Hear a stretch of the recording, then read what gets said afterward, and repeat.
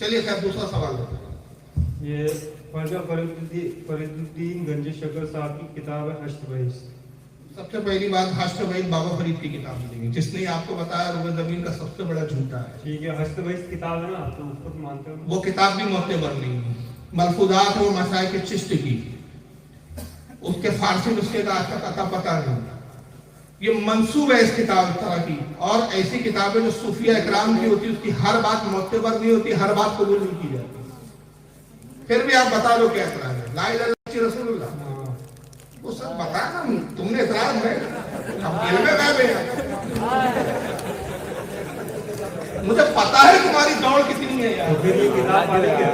پہلے سن لو، جواب سن لو. بہت سارے جواب ہیں اس کے، بہت جواب ہے، لیکن جن کو سمجھنا نہیں ہے وہ کیا کرے بیچارے. اچھا وہ ایک شعر ہے نا، بابیوں کے بارے میں یہی تو بولتا ہوں نا، نہ تلوار اٹھے گی ان سے نہ خنجر ان سے، یہ بازو میرے آزمائے ہوئے. مجھے پتا کتنے دوڑوں گے تم، کہاں تک دوڑ سکتے ہو. اور میں ایسے اعتراض کروں گا جن کے باپ دادا نے بھی نہیں سنی، کی کتابوں میں بھرے پڑے. وہ تو تقریروں میں موقع بھی نہیں ملتے ہوتے، کیونکہ عوام کے لیول کی بات کرتے. پہلے سن لیجیے. سب سے پہلی بات، یہ جو حشر بحث بول رہے ہیں آپ، یہ ملفوظات کا مجموعہ ہے. اس میں الگ الگ بزرگ سلسلہ چشتیہ کے بزرگوں کی ملفوظات ہیں. ملفوظات ایک کتاب نہیں ہے. میں نے ملفوظات کی پہلے ہی بات بتا دیا کہ وہ کتاب نہیں ہوتی. اس میں ڈاؤٹ ہوتا ہے کہ سننے والے نے کیا سنا، سننے والے سے غلطی ہوئی لکھنے میں. اس پر ملفوظات پر کسی کے بھی یہ اصول ہے کہ کبھی کوئی فتویٰ لگایا ہی نہیں جاتا. جیسے ملفوظات کی میں مثال دے رہا ہوں. جیسے کل یہ حضرت صاحب جایا اور کہا کہ بھائی فاروق رضوی کی صاحب کی ہم مجلس میں بیٹھے ہوئے تھے، فاروق رضوی صاحب نے یہ جملہ بول دیا، یہ کفر کا جملہ ہے، مجھ پہ فتویٰ نہیں لگے. کیوں؟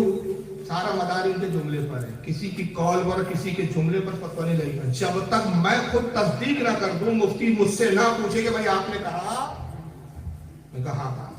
پھر کیا نیت سے کہا؟ اگر وہ میں نے جو نیت بتائی، جو معنی بتایا، اگر وہ کفر کی طرف جاتے تا حکم لگے گا. اور اگر میں اس کی تعبیر کر دوں کہ میری مراد یہ تھی تو پھر حکم کال پہ نہیں رکھتا. ایک چیز تو ملفوظات کا معاملہ یہ ہوتا ہے. سب سے پہلے تو وہ جو ملفوظات ہیں، پھر یہ ثابت نہیں کہ انہی کی ملفوظات ہیں. اردو زبان میں کوئی مائیکلال مجھے فارسی کا کوئی نسخہ دکھا دے جس زمانے میں جن بزرگوں کی ملفوظات ہیں اس زمانے میں اردو کا وجود ہی نہیں تھا. تو یہ کیسے یقین ہوا کہ یہ انہی کی کتاب ہے؟ ایک چیز. دوسری چیز، اگر بالفرض مان لو کہ چلو بھائی وہ انہی کی کتاب ہے، ترجمہ چھپتا ہے نا، کس نے کہا وہ ترجمہ ہے؟ تو اصل اس کا چاہیے نا. بھائی بخاری کا اردو ترجمہ چھپ رہا ہے تو بخاری اوریجنل عربی میں ہے نا، تبھی کمپیئر ہوگا نا کہ بھائی یہ عربی ہے یہ اردو ہے، تو عربی میں بھی وہی لکھا ہے، اس کا تبھی ترجمہ کیا گیا. اب جس کا ترجمہ بتایا جا رہا ہے وہ اوریجنل موجود ہی نہیں ہے، تو یہ کیسے یقین حاصل ہوا کہ یہ ترجمہ صحیح ہے؟ تقابل کس سے کریں گے آپ جب صحیح ہے ہی نہیں. اچھا دوسری چیز، اب اگر ابھی مان بھی لے ہم کہ یہ انہی کی ملفوظات ہے، چلو مان لیا جس نے بھی لکھا ان کی، تو اس میں معاملہ کیا ہے کہ یہ جملے انہی کے ہیں، بزرگوں کی کتابوں میں الحاق ہوئے ہیں. الحاق سمجھتا ہے آپ کو؟ الحاق اسے کہتے ہیں کہ بزرگان دین کی بہت سی کتابوں میں کچھ لوگوں نے بڑھا دیا، کچھ لوگوں نے کچھ گھٹا دیا. بد عقیدہ بد لوگوں نے بدنام کرنے کے لیے بزرگوں کی کتابوں میں کیا. جیسے امام عبدالوہاب شیرازی رحمۃ اللہ علیہ، ان کی وہ خود ایک کتاب انہوں نے لکھی ہے طبقات الشافعیہ، اس میں کہتے ہیں سب سے زیادہ اگر الحاق ہوئے کسی کتاب میں تو محی الدین ابن عربی. امام جلال الدین سیوطی فرماتے ہیں کہ محی الدین ابن عربی کے بعض اقوال ایسے ہیں جس کو پڑھنے کے بعد ایسا لگتا ہے کہ یہ مسلمان ہی نہیں تھے، کافر تھے، لیکن محی الدین ابن عربی کی بزرگیت مسلم ہے. تو بعض لوگوں کی کنیت الطالبی جس کا میں نام لے رہا ہوں اس کے بارے میں بہت علماء کا اختلاف ہے. ابن کثیر کہتے ہیں کہ یہ غوث پاک کی کتاب ہے، ابن تیمیہ کہتے ہیں غوث پاک کی کتاب ہے، شاہ عبدالحق محدث دہلوی کہتے ہیں غوث پاک کی کتاب ہی نہیں. امام ابن حجر المکی الہیثمی کہتے ہیں غوث پاک کی کتاب ہے، لیکن اس میں بعض چیزیں لوگوں نے اپنی طرف سے بڑھا دی جو غوث پاک کی منسوب کیا، غوث پاک کے جملے نہیں. جیسے ایک مثال دے رہا ہوں، ابھی آپ کو میں نے ایک ویڈیو دکھایا، یہ شیعوں کی کتاب میں لکھا ہے. کیا لکھا ہے؟ سلمان فارسی نے علی سے پوچھا، اے علی تم کہاں تھے کب؟ سنا وہ ویڈیو دیکھا اس وقت تھے آپ؟ ہے نا؟ اے علی آپ کب سے ہے؟ جب سے وہ ہے. روایت تو سنا رہا ہے. اور مجھے یہ بھی پتا ہے کہ وہ کس کتاب میں روایت لکھی ہے. مشارق الانوار شیعوں کی کتاب ہے. اس میں روایت موجود ہے. مجھے بتائیے کتاب کو چھٹلائیں گے کہ علی پر کفر کا فتویٰ لگائیں گے؟ بتاؤ نا شارٹ کٹ میں جملہ.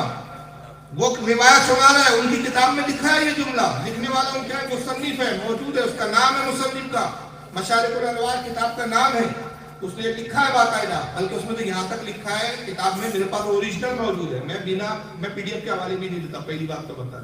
اب یہ الگ بات ہے کہ میں ساتھ پہ سب لے کے نہیں گھوم سکتا. 4000 کتابیں الحمدللہ میری لائبریری میں، 4000 کتابیں تھوڑی گھوٹے بیٹھے رہوں گا میں. لیکن آپ بولے تو میں اسکین آپ کو بھیج دوں گا واٹس ایپ پہ، ابھی نمبر لے لینا آپ مجھ سے، یہ سارے میں اسکین بھیج دوں گا آپ کو فوٹو لے کے. مشارق الانوار میں شیعوں کی کتاب میں یہ تک لکھا ہے کہ علی منبر پہ آر کا میں ہوں جو جلاتا ہوں، میں ہوں جو پیدا کرتا ہوں، میں مارتا ہوں، میں ہوں درختوں کو اگاتا ہوں، میں پانی کو بہاتا ہوں، قیامت کے دن میں مسجد پہ بیٹھ کے لوگوں کے فیصلے کروں گا. نوح جب کشتی میں تھے میں تھا جو نوح کو بچا رہا تھا. سارے خدائی دعوے علی کے کھاتے میں ڈال دیے. ایسی ایسی باتیں کہ آپ سن نہیں سکتے.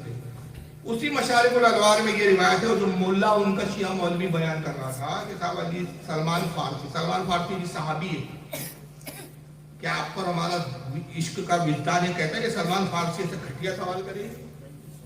اے علی آپ کب سے ہے؟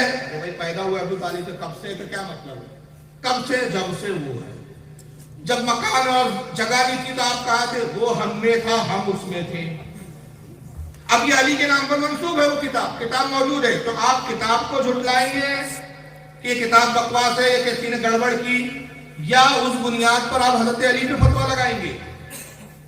لیکن یہ مرزا جہلمی کا اعتراض ہے، وہ پاکستان کا، جس نے یہ بہت اچھالا، اور اچھال کے ساتھ دیکھو یہ چشتی رسول اللہ لکھ دیا، یہ غریب نواز لکھ کے اس کو ولی بولتے کفریہ جملہ ہے. اگر خبیث کے بچے یہ تجھے کیا اعلام ہوا ہے کہ غریب نواز نے ایسا کہا ایسا کیا؟ غریب نواز ولی ہے، یہ مسلم ہے، اس پر اجماع ہے. یہ کتاب ان کی اس پر اجماع نہیں ہے. تو جو اجماع ہے اس کو اختیار کیا جائے گا، جو اجماع نہیں ہے اس کو اختیار کتاب حضرت کیا جائے گا. اب اس کی میں مثال لے لوں، فتویٰ دینے میں کتنی احتیاط ہوتی ہے. تقویت الایمان اعلیٰ حضرت کے زمانے میں نہیں لکھی ہے، اعلیٰ سے پہلے. اسماعیل دہلوی اعلیٰ کے زمانے میں انتقال کر گیا، مر گیا تھا. اعلیٰ حضرت کے سامنے جب کتاب آئی 70 کفریات اعلیٰ حضرت نے گنوائے. اس کتاب میں 70 کفریات، لیکن تب بھی میں اسماعیل دہلوی کو کافر نہیں کہتا. 70 کفر کیوں نہیں کہتے؟ اس لیے کہ صاحب کتاب مصنف موجود نہیں ہے کہ میں اس سے پوچھوں تیرے ہی جملے ہیں کیا مراد ہے. جب وہ موجود نہیں ہے تو احتیاط. جملے تو کفریہ ہے، جیسے ہم کہیں گے بھائی علی کو جو خدا کہہ رہا ہے یہ جملہ یہ واقعہ کفریہ ہے، مگر علی نے ایسا کہا یہ تو ثابت ہی نہیں. تو ہم کیسے کہتے بھائی علی کافر ہو گئے معاذ اللہ، خدائی دعویٰ کر رہے ہیں کہ میں تب سے تھا اور جب سے تھا اور یوں تھا اور وہ تھا. تو اسی طرح سرکار غریب نواز کی طرف یہ جو واقعہ منسوب ہے اس کتاب میں، تو یہ تو ثابت ہی نہیں کہ انہی کی کتاب ہے یا انہوں نے واقعی کہا، یہ تو ثابت ہی نہیں. اور اگر ایسا کہا ہوتا معاذ اللہ تو 950 سال کے بعد مرزا پیغمبر کو سمجھ میں آیا؟ باقی سارے بیوقوف گزرے 950 سال تک جو اتنے بڑے کفر کے بعد بھی ان کو ولی، سلطان الہند اور خواجہ غریب نواز دنیا بھر کے القابات لگاتے بیٹھے رہے. تو یہ کتابیں چھاپی کیوں جا رہی ہیں؟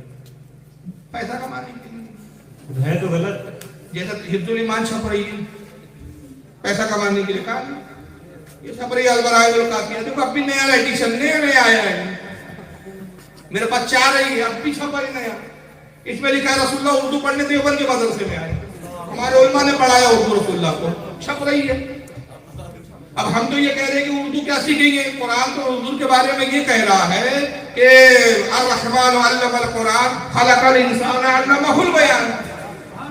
قرآن تو اردو کے بارے میں یہ کہہ رہا ہے کہ علمہ کا ما لم تکن تعلم، اے میرے رسول جو تو نہیں جانتا تھا وہ سب ہم نے سکھا دیا. یہ کہتے ہیں اللہ تم نے سب سکھایا، اردو چھوڑ دی تھی وہ ہم نے سکھا دیا. چھپ رہی ہے کتاب. تو بریلی میں کوئی مولانا اجل رضا صاحب تو نہیں چھاپ رہے تو بھائی اس کو، ناظرینیہ تاج الشریعہ نے چھاپا وہ کتاب، نہ اعلیٰ حضرت نے چھاپا. تو بھائی وہ بیوقوف لوگ چھاپ رہے، دادا کیا کریں گے؟ اس کا جواب دیا جائے گا بھائی یہ کتاب میں غلط ہے مت چھاپو، نکالنا ہے نکالو. اب اس کے بعد بھی کوئی نہ نکالے اور اسی کو چھاپے رہے تو اس بنیاد پر کتاب کے پبلشر کو ہم لانتان کریں گے، کتاب کو غلط بولیں گے، نہ کہ جس کی طرح وہ غلط بات منسوب ہے اس پر فتویٰ لگا دیں گے. میں اس سے انصاف کی بات ہے اس کی بول رہا ہوں. چلیے بہرحال کتاب کشف المحجوب باب نمبر 14 صفحہ 356 جی اس میں آگے حتیٰ کہ غلبے کی حالت میں اس طرح ہو جاتا ہے کہ حضرت باعزید بستامی کہتے ہیں یہ سب مرزا جہلمی کے اعتراض آئے. میں پاک ہوں میری شان کتنی بلند ہے. یار ایک بات بتاؤ, میں رک کے ایک سوال کرتا ہوں. مرزا جہلمی کا ایک نعرہ ہے, اس کو مرزا جہلمی بولتے, میں اس کو مرزا جہنمی بولتا ہوں. مرزا جہنمی کا ایک نعرہ ہے کہ نہ میں باپی نہ میں وابی, میں ہوں علمی کتابی, یعنی میں کتاب سے پڑھتا ہوں. افسوس یہ ہے کہ آپ ڈائریکٹ کتاب, آپ کی ڈائریکٹ کتابوں پر رسائی نہیں ہے. مرزا کو سن کے آپ اعتراض سنا رہے ہیں مجھے, نہیں پتا مجھے ہو رہا ہے کہ نہیں. مطمئن ہو رہے ہیں کہ آپ میرے جواب سے ہو رہا ہے آپ کو. دیکھیے میں نے ابھی تصوف کی کتابوں کے بارے میں پہلے ہی اصول بتا دیا آپ کو. تصوف کی کتابوں کے بارے میں اصول بتا دیا. حدیث کی جو کتابیں ہوتی ہیں, ارے بھائی سنیے بات کام کی بات ہے. حدیث کی جو کتابیں ہوتی ہیں وہ حدیثوں کو پرکھنے کے لیے باقاعدہ ایک فن بنایا گیا. محدثین نے محنت کی اس کے لیے. 2 فن بنائے گئے, جرح اور تعدیل, علم اسماء و رجال. اسماء و رجال کا فن یہ ہوتا ہے کہ ایک حدیث آتی جو رسول اللہ سے منسوب ہوتی ہے, اس میں دیکھتے ہوئے اس کا راوی کو ہوتا ہے. یہ تھا بھی کہہ نہیں کہ یہ مطلب ایک پھیک آدمی تو نہیں ہے, فرضی آدمی تو نہیں ہے. یہ آدمی تھا تو کہاں رہتا تھا, کس کا بیٹا ہے, کس کی اولاد ہے, کس سے پڑھا کس سے نہیں پڑھا. اس کے حالات پر جو کتابیں لکھی جاتی ہے راوی کی, اس کو کہتے ہیں اسماء و رجال. وہ اسماء و رجال کی بڑی بڑی ضخیم کتاب ہے. اس کو کئی بڑے بڑے محدثین ایسے گزرے جنہوں نے اسماء و رجال پر کتابیں لکھی. جیسے علامہ سہبی ہے, سیار الاعلام النبالہ ان کی کتاب ہے اسماء و رجال پر. اسی طرح حضرت امام ابن حجر اسقلانی ہے, ان کی تقریب التہذیب, تہذیب التہذیب, اس طرح کی کئی کتابیں ہیں. اور بھی کئی بہت سارے محدثین ہیں. محمد ابن سعد کی الطبقات الکبریٰ ہے. اس طرح کے بہت سارے. ایک دوسرا فن ہوتا ہے جرح و تعدیل کا. جرح و تعدیل میں ہے کہ راوی کو پرکھا جاتا ہے, اس کی شکایت دیکھی جاتی ہے, کتنا سچ بولتا تھا, امین تھا کیا نہیں, دیانتدار تھا کیا نہیں, نیک تھا کیا نہیں, اس نے اس سے روایت کیا تو کیا واقعی اس سے ملا تھا کہ نہیں, جھوٹ تو نہیں بول رہا, اس نے پھر اس سے روایت کی, اس کی اس سے ملاقات ثابت صحیح ہے. پوری سند کی پرکھ ہوتی ہے, اور اس میں جو راوی ڈاؤٹ فل ہوتا ہے اس پہ جرح ہوتی ہے. جرح یہ ہوتی ہے کہ ارے یہ جھوٹا ہے, یہ جھوٹ بول رہا ہے, اس لیے اس سے ملا نہیں, اس نے حدیث کے الفاظ میں ہیر پھیر کر دی, حدیث کے الفاظ ایسے نہیں بلکہ ایسے, اس نے الفاظ بڑھا دیے, اس نے گھٹا دیے. اس پہ پھر ایک تعدیل فن آتا ہے. تعدیل یہ ہوتا ہے کہ بعض امام کے نزدیک ایک راوی ڈاؤٹ فل ہوتا ہے, وہ اپنی تحقیق کی بنیاد پہ کہتا ہے کہ یہ راوی میں خامی. دوسرا محدث کہتا ہے نہیں میں نے تحقیق کی, مجھے اس میں خامی نظر نہیں آئی, اس کو کہتے ہیں تعدیل.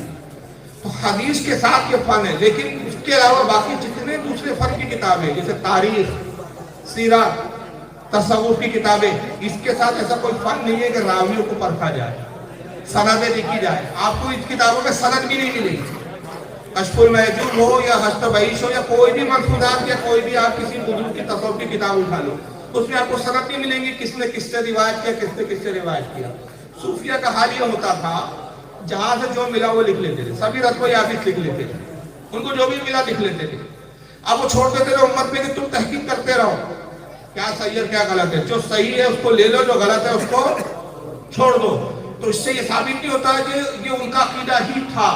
اگر ان کا ہی عقیدہ ہوتا تو ان کی بزرگیت پہ ڈاؤٹ فل ہو جاتا, ان کو لوگ بزرگ ماننا بند کر دیتے, ان پہ فتویٰ لگا دیتے اس دور کے امام.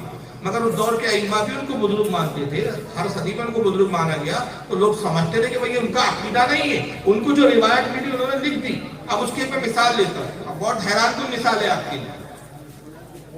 صحیح بخاری کے بارے میں دعویٰ کیا جاتا ہے کہ اس کی ہر حدیث صحیح ہے نا, سند کے اعتبار سے, لیکن صحیح بخاری میں یہ ایک حدیث ہے. اس بنیاد پر کہ امیر حضرت امام بخاری پہ آپ تان کریں گے کہ حدیث کا انکار کریں گے, آپ یہ کہیں گے کہ حدیث جھوٹی ہے, یا امام بخاری پہ فتویٰ لگا دیں گے. اگر کشف المحجوب میں کوئی بات غلط لکھی ہے تو شریعت سے ٹکرا رہی ہے, وہ بات کا رد کریں گے. صاحب کتاب کو تھوڑی لان تان کرنے بیٹھ جائیں گے. اور اگر یہ اصول ہے مرزا جہلمی کا, مرزا جہنمی کا, کہ بھائی جس کتاب میں اگر کچھ غلط لکھے تو میں اسی مصنف پہ چڑھ دوڑوں گا ڈنڈا لے کر, تو پھر اس کو چاہیے کہ امام بخاری پہ بھی جلے کرے. امام بخاری یہ روایت لکھتے ہیں کہ رسول اللہ صلی اللہ علیہ وسلم پر ایک وقت ہی آیا تو وہی کا سلسلہ رک گیا. تو سرکار فرماتے میں نے ارادہ کیا کہ پہاڑ سے جا کے چھلانگ لگا کے خودکشی کر لوں. تو میں خودکشی کے ارادے پہاڑ پہ جاتا, کودنا چاہتا تو ایک شخص نظر آتا, فرشتہ, وہ کہتا ہے محمد یہ کام آپ کے لائق ہے. تو خدا کی قسم اگر وہ مجھے نہ روکتا تو میں خودکشی پہ آمادہ ہو جاتا، خودکشی کر لیتا۔ اب دوسری طرف ہمارا اجماعی عقیدہ یہ ہے کہ انبیاء اکرام گناہوں کے تصور سے بھی پاک ہوتے ہیں، اور خودکشی چھوٹا موٹا گناہ ہے۔ تو آپ کیا یہ مانتے ہیں کہ بھئی رسول اللہ واقعی خودکشی کرتے ہیں؟ تمام ہمارے محدثین کیا کہتے ہیں؟ دو اصول ہوتے ہیں، ایک ہوتا ہے روایت اور ایک ہوتی ہے درایت۔ روایت اس میں دیکھا جاتا ہے کس نے کس سے لکھا، ٹھیک ہے کہ یہ سند بھی موجود ہے، سند بھی صحیح ہے، متن بھی صحیح ہے۔ اب درایت کے اصول پر رد ہو جاتی ہے کہ بھئی یہ عقیدے کے خلاف ہے، یہ ٹکرا رہی ہے، درایت کے اصول پہ اس حدیث کو رد کر دیا جاتا ہے۔ چنانچہ امام بخاری کے باوجود اس کے کہ صحیح بخاری میں حدیث ہے، اس کے راوی ثقہ ہے، سچے ہے، سب صحیح ہے، اس حدیث کو کوئی بھی فرقہ قبول نہیں کرتا۔ حتی الامکان یا تو ہم یہ کرتے ہیں کہ اس کی تعویل کریں گے، تعویل نہیں بنے گی حدیث کو رد کر دیں گے، نہ کہ امام بخاری پر فتویٰ لگا دیں گے یا راوی پہ فتویٰ لگا دیں گے کہ راوی کافر ہے، اس نے رسول اللہ کی توہین کر دی صاحب، کہ رسول اللہ کو خودکشی کرنے والا بتانا ہے۔ اور جو یہ چیزوں کو نہیں سمجھتے گمراہ ہو جاتے ہیں۔ ایک پاکستان کا ایک مولوی گزرا ہے، مولوی محمد مشتاق، مر گیا، ابھی مرا کچھ سال پہلے۔ وہ دیوبندی فرقے سے تھا پہلے، بعد میں شیعہ ہوا، اس کی کتاب لکھی، میرے پاس کتاب موجود ہے، اس میں لکھا اہل سنت سے 100 سوال، اور ان 100 سوالوں کے اندر اس نے لکھا ہر سوال پر میں 1,00,000 روپے انعام دوں گا، ہر سوال کا جواب دو۔ وہ کتاب مشتاق آئی کہ آپ اس کا جواب دو۔ میں نے آدھی کتاب کا جواب لکھا بھی، کہ لکھ کر کو پاکستان پوسٹ کروں گا، میں تقریباً 12 سال پہلے کی بات بتا رہا ہوں۔ آدھی کتاب جب لکھ چکا تو ہمارے محلے میں ایک شیعہ صاحب رہتے ہیں، ہمارے دوست ہیں، فہیم کر کے نام ہے، انہوں نے کہا، میں نے کہا یار یہ کتاب کا میں جواب لکھا، کہا کیا فائدہ ہو، تم مر چکا ہے، بولے زمانہ ہو یار مجھے تو میں سمجھا بھی زندہ نہیں، کچھ ہی سال پہلے مرا۔ اس نے جو اعتراضات کیا بخاری پر سب سے زیادہ اعتراض کیا ہے کہ میں اس مذہب کو کیوں مانوں کہ جس کی سب سے زیادہ صحیح کتاب جس کا دعویٰ کرتے ہیں اس میں ایسی واحد باتیں موجود ہیں، جیسے اس میں ایک حدیث ہے اور بخاری میں موجود ہے کتاب التوحید میں، اور حدیث پاک یہ ہے کہ حضور صلی اللہ علیہ وسلم فرماتے ہیں قیامت کے دن اللہ تعالیٰ جہنمیوں کو جہنم میں ڈالے گا، تو جہنم کی بھوک نہیں مٹے گی، اور جہنم کہیں گی حل من مزید، اور چاہیے مجھے، اللہ پھر اور جہنمیوں کو دھوکے گا، پھر پہاڑوں کو ڈال دے گا، زمین کو ڈال دے گا، چاند سورج بھی ڈال دیے جائیں گے جہنم کی تب بھی بھوک نہیں مٹے گی، جہنم کہیں گی حل من مزید۔ اب حدیث کے الفاظ یہ آتے ہیں اللہ تعالیٰ اپنا پیر جہنم میں ڈال دے گا، تو جہنم پکاریں گی کتو کتو کتو کت، بس بس بس پاس آ گئی، میرے پاس آ گئی۔ اب وہ اعتراض کرتا ہے کہ میں اس مذہب کو کیوں مانوں کہ جس مذہب کے اندر سب سے صحیح کتاب ہے وہ اللہ کو جہنم ہی بتا رہی ہے کہ آدھا جسم اللہ کا جہنم میں اور آدھا جسم جہنم کے بعد۔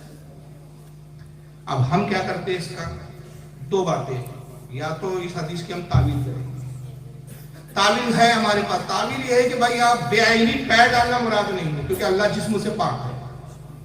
یہاں ایک محاورہ جملہ استعمال کی، جسے ہم محاورے میں استعمال کرتے ہیں، زیادہ مت اچھل، پیروں تلے کچل کے رکھ دوں گا، تیری حیثیت میرے سامنے چوٹی سے زیادہ نہیں ہے۔ آپ کیا واقعی چوٹی ہے؟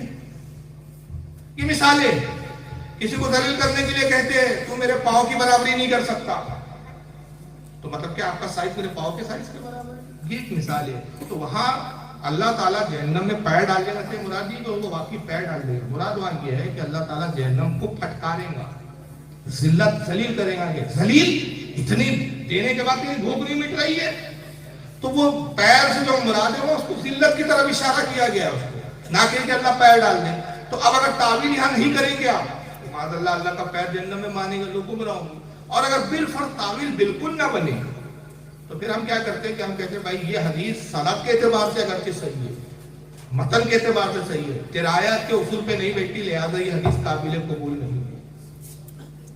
ایک درایت کا فن بھی ہوتا ہے، اس کو لوگ نہیں جانتے، اس کو چھوڑ کے مرزا جیسے جاہل بیوقوفی بتاتے۔ تو اسی طرح کشف المحجوب ہو یا کوئی بھی تصوف کی کتاب ہو، جس بزرگ کی طرف اس طرح کی باتیں منسوب ہو، اور جب تک یہ ثابت نہ ہو جائے کہ یہ واقعی انہوں نے ہی لکھا، جس کا پختہ ثبوت ہو، پختہ سند ہو، کہ ہر زمانے بڑے بڑے اماموں نے اس کا ان کا قول نقل کیا کہ ہاں صاحب یہ انہی کا جملہ ہے، انہوں نے ہی لکھا، ہم نے دینا، ہم اس کے راوی ہے، ہمارے سامنے انہوں نے بیان کیا، تب تک ان پر فتویٰ نہیں لگا سکتے، ان کی بزرگیت کو مانیں گے۔ ان کی ان عبارت جو کھٹک رہی ہے یا تو تعویل کریں گے، تعویل نہیں جمیں گے، اس کا رد کر دیں گے، کیونکہ وہ کوئی قرآن نہیں ہے کہ اس کا رد نہ کیا جائے، لیکن اس ذات پر فتویٰ نہیں لگائیں گے۔ اور اگر ان پہ آپ فتوا لگاؤں گے تو پھر ان پہ ہی فتوا لگے گا جنہوں نے ان کی بزرگیت کو مانا. ایک کافر کو بزرگ کیسے سمجھ لیا؟ اب جیسے لا الہ الا اللہ چشتی رسول اللہ پڑھنے والا کافر ہمارے نزدیک بھی کافر ہے. حالانکہ واقعہ میں جملہ بعد میں بطور تعویل تو انہوں نے کہا میں بطور آزمائش یہ کلمہ پڑھا رہا تھا تجھے، اصل کلمہ تو لا الہ الا اللہ محمد رسول اللہ. یہ حالانکہ واقعہ میں موجود ہے. ہم کہتے جانے دو، اس تعویل کو بھی ہم نہیں دیکھ رہے. سب سے پہلی بات یہ غریب نواز کا واقعہ یا غریب نواز نے ایسا تھا، یہ ان کی طرف جو منسوب ہے یہ ثابت ہی نہیں ہے ان کی طرف. اگر ان کی طرف یہ ثابت ہے تو پھر یہ جاننے کے باوجود لوگوں نے ان کو ولی کا شاہ عبدالحق محدث سے دہلوی جیسا محدث جن کی سند جتنے چاہے دیوبندی ہو، بریلوی ہو، اہل حدیث ہو، سب کی علم حدیث کی سند ان پر جا کے اٹک جاتی ہے. ہندوستان میں علم حدیث لانے والے پہلے شاہ عبدالحق محدث دہلوی، اتفاق سے کتاب موجود ہے اخبار الاقیاء، اس میں غریب نواز کا انہوں نے ذکر کیا، بزرگوں میں شمار کیا ہے. تو شاہ عبدالحق محدث دہلوی کون ہوئے تھے؟ ایک کافر کو اخبار الاقیاء. مزیدار بات یہ کہ اس کو چھاپنے والے دیوبندی ہیں. اردو ترجمہ ہے مولانا محمد فاضل صاحب دارو، دو مولویوں نے مل کے ترجمہ کیا. یہ غریب نواز کا تذکرہ کر رہے ہیں یہاں سے. القابات، ولی، ولایات، کرامات سب لکھا ہے ان کے بارے میں.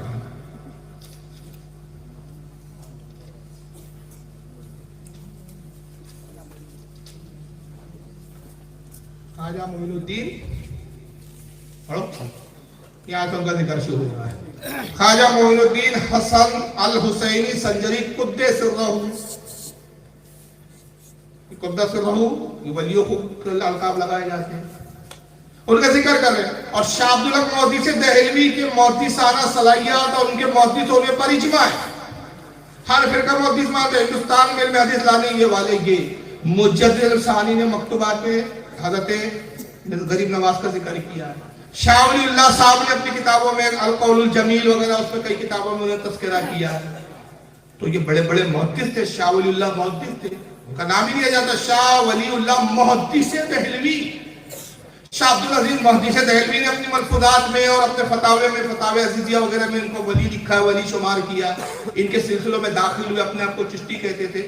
تو مرزا جہلمی بہت پکے مسلمان ہیں، ان کے سمجھ میں آ گیا یہ تو لا الہ الا اللہ چشتی کا کلمہ پڑھاتے تھے، کافر تھے. اور یہ سب بڑے بڑے بزرگوں کے سمجھ میں نہیں آیا کہ کافر کے سلسلے میں مرید ہو رہے ہیں، ولی کہہ رہے ہیں.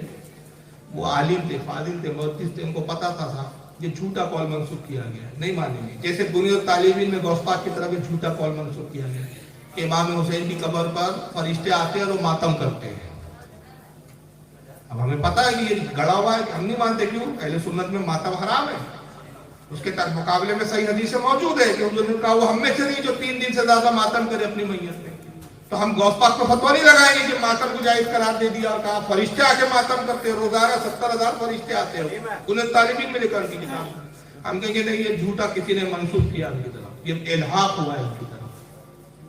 تو اس طرح کے جتنے بھی اعتراضات ہوتے ہیں نا، یہ مرزا جہلمی اس وقت کا بہت بڑا جہنمی آدمی ہے. اس کا کام ہی خبیث کا یہی ہے کہ بڑے بڑے بزرگوں پر بھوکو، اور اس نے اپنے آپ کو معصوم سمجھ لیا ہے.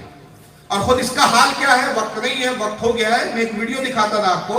ایک جگہ یہ کہتا ہے کہ حضرت علی خارجیوں کو قتل کرتے تھے اور پھر ان کی نماز جنازہ پڑھاتے تھے. پہلے قتل کرتے تھے خارجیوں کو، پھر کیا کرتے تھے؟ نماز جنازہ پڑھاتے تھے. اس کا ایک چمچہ بیٹھا رہتا ہے اسی کے اسٹوڈیو میں، جس کی شکل نہیں دکھائی جاتی ہے، صرف آواز آتی ہے. وہ چمچہ پھر ایک دوسرے ویڈیو میں سوال کرتا ہے. سوال یہ کرتا ہے کیونکہ وہ اس پہ پھر پاکستان کے لوگوں نے رد کیا، میں نے بھی رد کیا، میرے بھی ویڈیو نیٹ پہ گئے. تو اس نے بھی سوال کیا کہ مرزا بھائی یہ اعتراض ہو رہا ہے کہ آپ نے بیان کیا کہ علی جو حضرت علی خارجیوں کو قتل کرتے تھے اور پھر نماز جنازہ پڑھاتے تھے، تو اس کا کہاں ثبوت ہو رہا ہے؟ بولے شیعہ اور سنیوں کی کتابوں میں بھرا تھا. کیا کہتا ہے؟ شیعہ سنیوں کی کتابوں میں بھرا پڑا ہے، بولے کتابوں میں. پھر اب وہ آیا تو ہمارے علماء نے ہم نے مطالبہ کیا بھائی ایک کتاب کا حوالہ دکھا دے. جب بھرا پڑا ہے تو ایک ہی دکھا دے کون سی کتاب میں کہ علی قتل کرتے تھے نماز جنازہ پڑھاتے تھے. جب بہت اعتراض ہوئے، شرم آنے لگی، پھر دوسری بار دوسری نشست میں پھر وہی اس کے چمچے نے سوال کیا علی بھائی وہ کتاب کا حوالہ دے دیتے تو اب جواب کیا کہتے ہیں بھائی لاجیکل بات ہے. بولے یار بہت سی چیزیں لاجک سے بھی سمجھو کرو، ہر چیز کے لیے حوالے نہیں مانگے جاتے. لاجک یہ ہے کہ جو خارجی تھے وہ مسلمان تھے، منافق تو تھے نہیں، کافر تو تھے نہیں. तो मुसलमान की नमाज जनाजा पढ़ाई जाएगी कि नहीं पढ़ाई जाएगी? सवाल ही नहीं, पढ़ाई जाएगी कि नहीं? अली पढ़ाते थे, ये दिखाना है तुझे, दावा ये है तेरा। वो मुतमईन नहीं हो रहा सवाल करने वाला, वो फिर बोलता है अली भाई फिर भी आप कोई किताब का बस मैंने जो बोलना था बोल दिया, डंडी मत मारो, डंडी मत मारो। कैसे इल्मी किताबी हो भाई साहब? अपने पे आ गई तो लॉजिक, अब बुजुर्गों पे आ गए तो हदीस में दिखाओ, कुरान में दिखाओ, बैठ गए आप फैसला करने। देखो मुंसिफ बनाया किसने तो कभी इसकी औलाद, तू है कौन? बैठ जाता है अपना वो 4x10 के कमरे में। यहाँ देवबंदी सही है, बरेलवी गलत है। यहाँ बरेलवी सही है, देवबंदी गलत है। आपको जज बनाया किसने? चोच खा। आप आए कहां से? आप हो कौन? आपकी औकात ये है कि घर के ना दाड़ के आपको अहले हदीसों ने ठुकरा दिया, हमारा नहीं। बरेलियों ने बोला हमारा नहीं, देवबंदियों ने बोला हमारा नहीं, शिया बोलते हमारा नहीं। घर का गधा, धोबी का गधा, घर का घाट का, तो बोला मैं किसी फिरके में नहीं हूं, मैं इल्मी किताब, अभी नया फिरका ही बना दिया। तो कुत्ते की हालत होती लावरिस कुत्ते की, किसी दरवाजे पे नहीं इसको टिकने देते। तो भाई तेरा एक पेजा तो बना, नबी ने तो काफी रखता होंगे, तो कोई ना कोई फिरके से तो अपने आप को वाबस्ता कर। शिया भी इसको याद कर रहे। अच्छा कमाल की बात है, इतने बड़े अल्लामा बैठे जैसे आप जैसे लोग उसकी बहकावे में आ रहे, मुनाजरा क्यों नहीं करता भाई? इतने लोग चैलेंज कर रहे हैं उसको। पहले तो शुरू में एक जमाने तक यही बोलता रहा, जब भी उसको मुनाजरे का चैलेंज होता कहता देखो साहब देवबंदी बरेली को काफिर बोलते हैं, बरेली देवबंदियों को काफिर बोलते हैं, शिया सुन्नियों को काफिर बोलते हैं, सुन्नी शिया को। ऐसा करो आपस में पहले आप लोग मैच खेल लो, जो फाइनल जीतेगा वो मुझसे मुनाजरा। मक्कार आदमी नहीं लगता। कल अगर कोई हिंदू हमसे मुनाजरा के लिए चैलेंज करे, और आजकल चल रहा है कई हिंदू लोग नेटो पे आके इस्लाम के खिलाफ बकरे आपको ललकार रहे। एक किताब ही लिखी अभी मिर्जा वसीम ने, क्या नाम है उसका, वसीम रजवी ने, मोहम्मद, और हुजूर की तौहीन की उसमें, हुजूर को सानी तक लिखा उसने माज़अल्लाह। और वो चैलेंज करते फिर रहा है कि भाई मैंने जो लिखा है तुम्हारी ही किताबों से हवाले कोट करके लिखा है। अब वो मुनाज़रे का चैलेंज करे कल, तो हम क्या जवाब दे? भाई देखो ऐसा है, बोलते हिंदू ईसाइयों को गलत बोलते, यहूदी ईसाई। पहले तुम आपस में मैच खेल लो, जो जीतेगा उससे हम मुसलमान बात करेंगे। तो ये दयानतदारी की बात हुई, ये एक मक्कारी की बात हुई। भाई कौन किसको क्या बोल रहा है उससे कोई मतलब नहीं है। आप जो बोल रहे हैं आपकी बात पर किसी ने चैलेंज किया है, आप में धमक है तो उस बात को प्रूफ करके दिखाओ। ये मक्कार आदमी की फितरत है कि अपने आप को, तो पहले तो इस जमाने तक ये करते रहे, और उसके बाद आज तक वो किसी भी जमात से, किसी भी अहले सुन्नत तो छोड़ो जी, बरेली के तो कई मौलाना है जो उसको चैलेंज कर रहे हैं, पाकिस्तान की देवबंदी तक उसको चैलेंज कर रहे हैं। किसी मौलवी के साथ आज तक उसने मुनाजरा किया हो तो मुझे दिखा दो। जब इतना इल्मी किताब ही है, उस खबीर को अरबी तक पढ़नी नहीं आती भाई, उर्दू ट्रांसलेशन तो पढ़ता है। एक बार उससे सवाल हुआ, एक वीडियो है उसका, साहब आप मिर्जा भाई आप अरबी नहीं पढ़ते, उलमा कहते हैं आप अरबी पढ़ने में भी गलती करते हैं, तो कैसा क्या? नहीं मैं तो उन्हीं के तर्जुमे पढ़ता हूँ, अगर तर्जुमे गलत है तो उनको बोलो, मेरे को क्या बोल रहे हो? जिसका मयार ये हो कि वो तर्जुमों पे डिपेंड बैठा हो, तो वो क्या मुनाज़रे करने में बैठेगा उनके साथ? बहरहाल भाई मैं आपके लिए दुआ कर सकता हूँ, काफी वक्त हो गया, क्योंकि मुझे 3:30 बजे निकलना है यहाँ से। 4 घंटे का सफर है, 3.5 घंटे का सफर, 10 बजे की मेरी फ्लाइट है यहाँ से, वरना मुझे मजा आ रहा है वाला। बिल्कुल बिल्कुल आप पूछना। चलिए आइए सलातो सलाम के लिए खड़े हो जाइए।